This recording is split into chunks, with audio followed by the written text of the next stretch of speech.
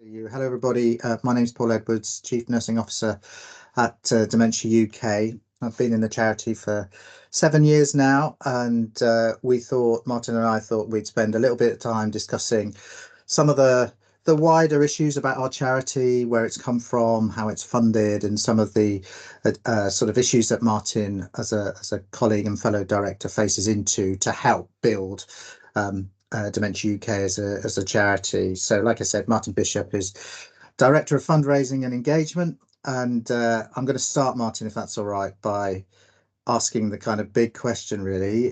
What does a Director of Fundraising and Engagement do at Dementia UK? Because I think people will generally be interested in the kind of breadth of your work.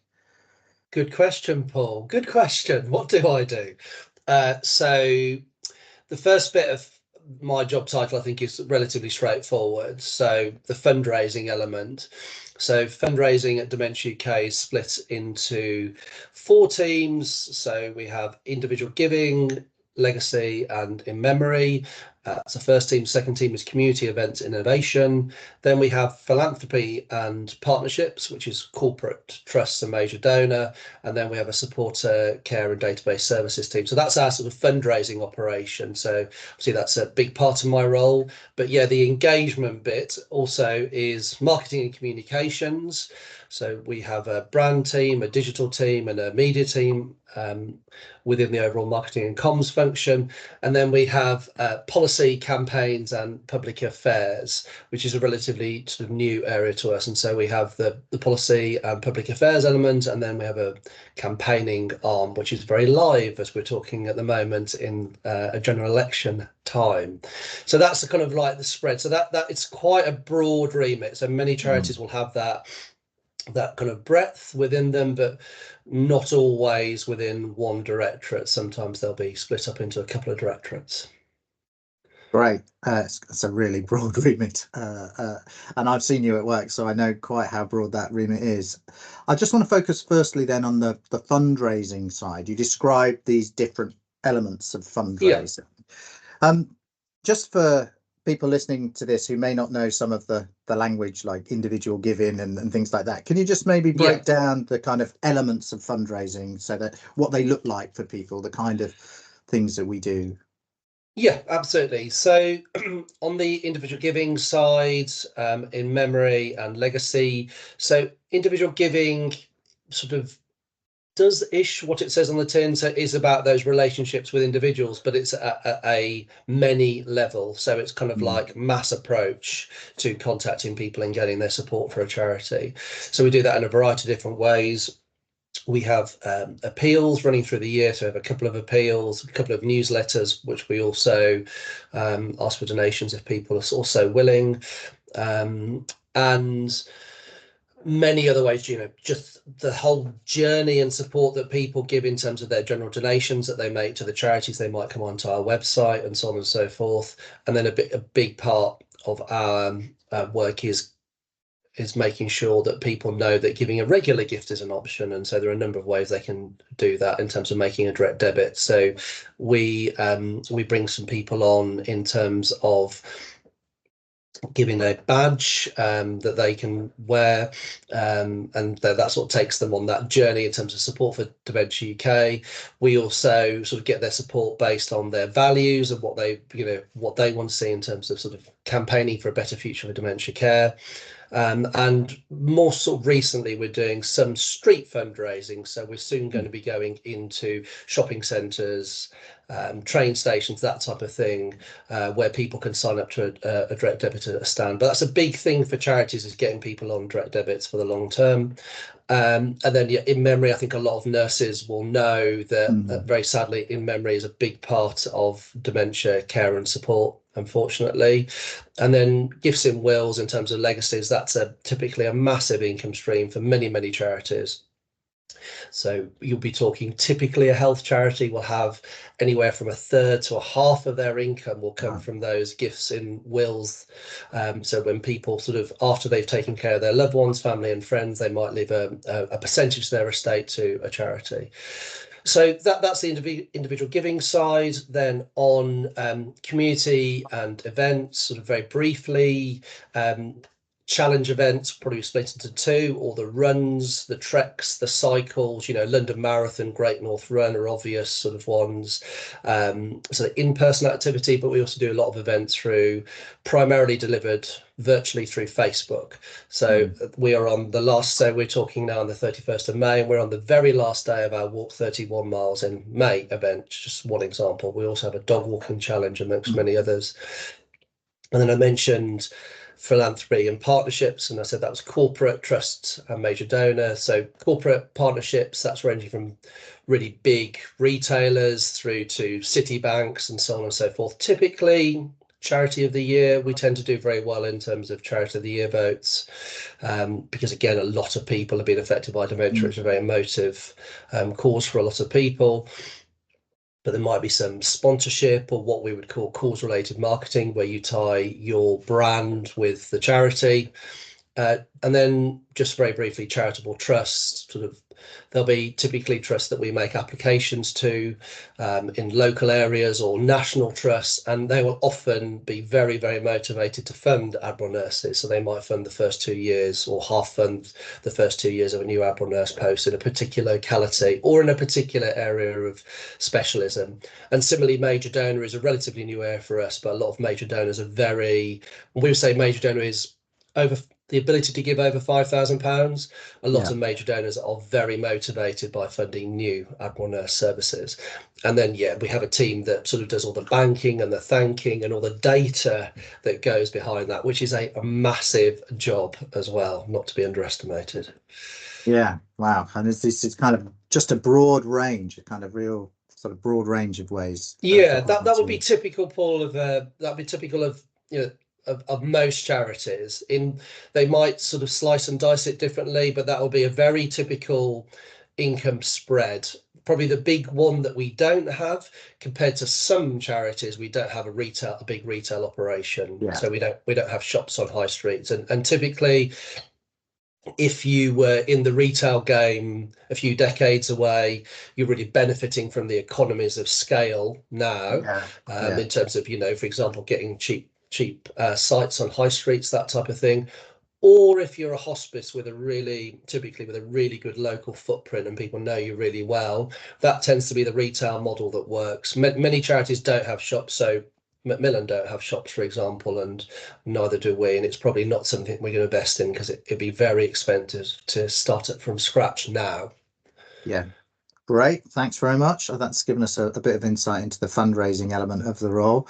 I suppose you also mentioned that the fundraising side is really large, but then that engagement side is quite prominent for you and what we do as a charity. So maybe you mentioned sort of marketing and comms. So what's their function? What do they do, and what kind of things do they get involved with? Yeah, so probably one of the biggest areas to start with would be our like digital footprint, if you will. So on the digital side, we have, or the primary way that people are going to interact with us is the website, clearly. And our website, excuse me, is big and complicated, Yeah, like a lot of so charity websites. There's a lot of information carried on there, a lot of different audiences, ranging from the people who are worried about dementia, through to people who are caring for someone with dementia, through to the professionals themselves. So, and as you well know, it's our main shop front. We don't have a yeah, shop network, but this is our big sort of shop front, and also where people can get advice and support. And we have lots of plans in the future, over the next few months and years, to make that more interactive, so people can get support directly through the website. So that is a big undertaking in itself. And then we have our social media presence, which again is not to be underestimated, no, both in terms of what we're putting out through social media, but also, the responses that we get back in terms of, through Facebook, Instagram, X, as it is now called, not Twitter, and then more recently TikTok. So there's a lot of work going on, it's sort of in those areas. And then on the media side, we are building relationships with national papers, local papers, regional papers, and obviously typically I'm saying papers, I mean everything is online. Mm. So it's all that kind of footprint, and trying to get broadcast coverage wherever we can. So really, and that's one of the areas where Admiral nurses, I think, particularly people want to know about Admiral nurses, what they're doing and how they're making a difference. So real life stories are kind of really underpin a lot of that work in terms of helping articulate the difference that Admiral nurses make. And then finally, you got the brand team, and within that, we develop content.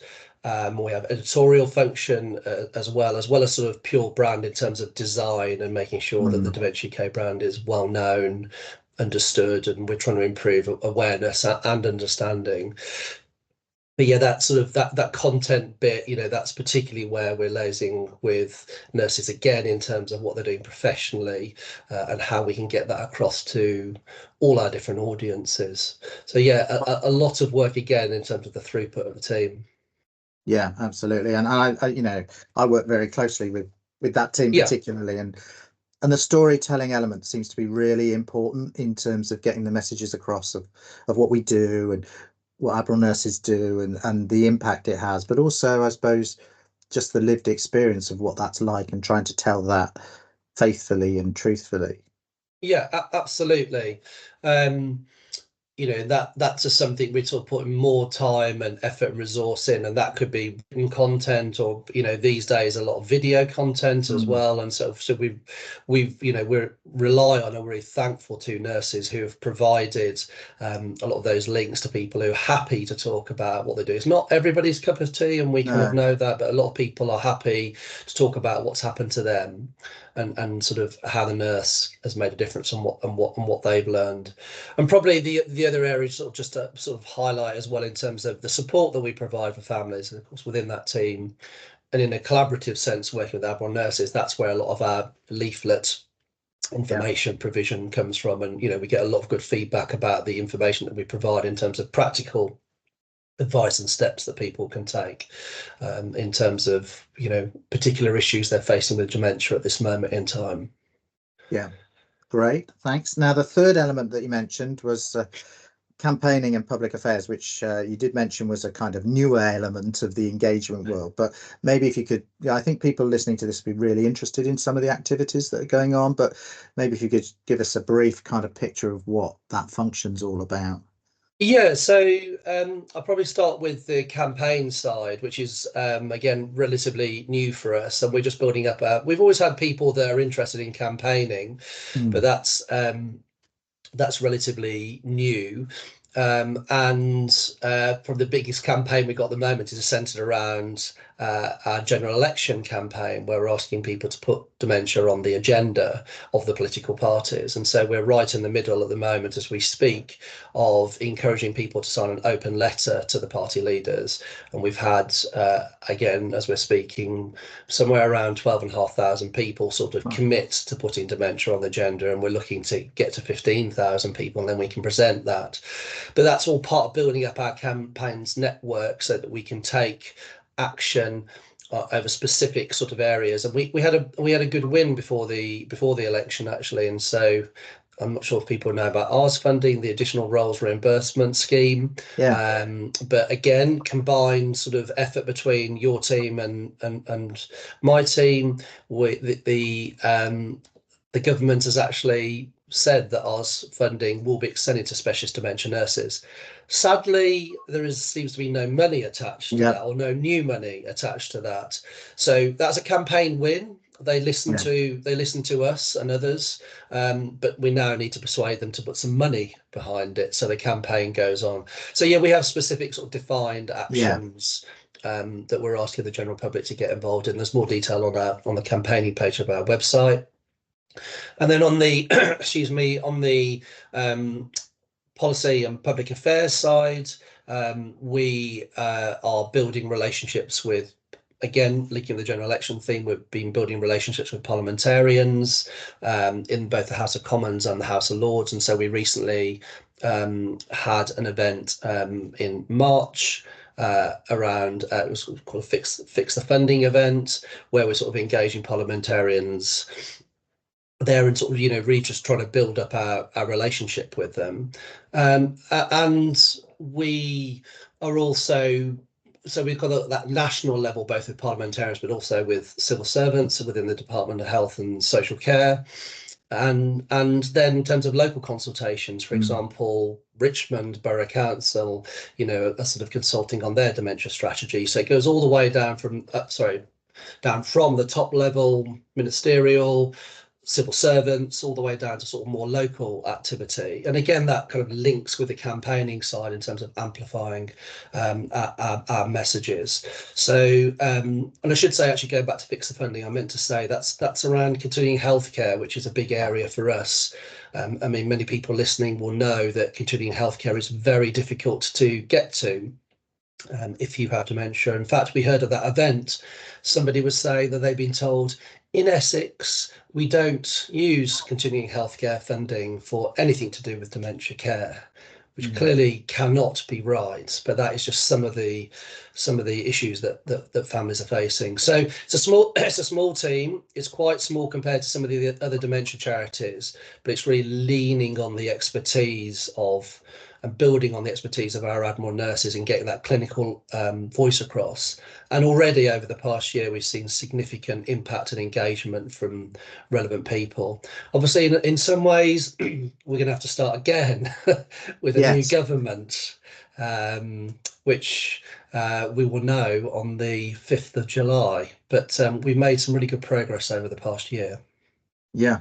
Wow. Yeah, I can see the progress. And particularly the arts funding and the change in that. That was a long conversation trying to make the case for specialist nurses as part of arts funding. And like you say, um, we've got that as a success now, which is great for people with dementia and their families. Okay, so as we thanks, Martin. You've been really generous with your time and your thoughts on what you do and how you do it. So we've just got a couple of minutes before we sort of close the conversation down. I suppose you've been around the charity for quite a while, longer than me. But looking forwards, where do you think we're going as a charity? What would you like to see? What kind of things do you think we should be doing next? What can people learn from where we're going? Yeah, that's a good question, Paul. So, I mean, I think it's a very ambitious charity. We've seen a lot of growth. And so when I arrived 10 years ago, Dementia UK sounds like a big charity, doesn't it? But our income was sort of around about just sort of 2.3 million, I think. Wow. And as of the end of the year just gone, we've just hit 21.8 million. We've grown even over the past year by 15.4%. Mm. So the charity is still on a rapid growth curve, and I still think there is a lot of potential. So both to raise money, but also to spend it on really effective services and interventions, and to make a difference at a national level in terms of government policy as well.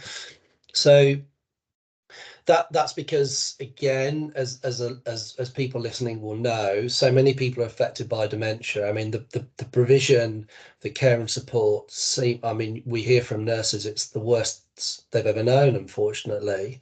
Families having really difficult times, and so people want that to change and they want something different. And I think our nurses and the support and the care that they provide is one of the big things that people are looking for. And so I think the appetite for Admiral nurses and funding Admiral nurses in future has still there's just huge potential and huge enthusiasm and energy for it. So I see the charity ultimately. I should say, it's a tough environment out there. Mm. There's a lot of people, um, there's a lot of great causes, a lot of people chasing the same money in a way.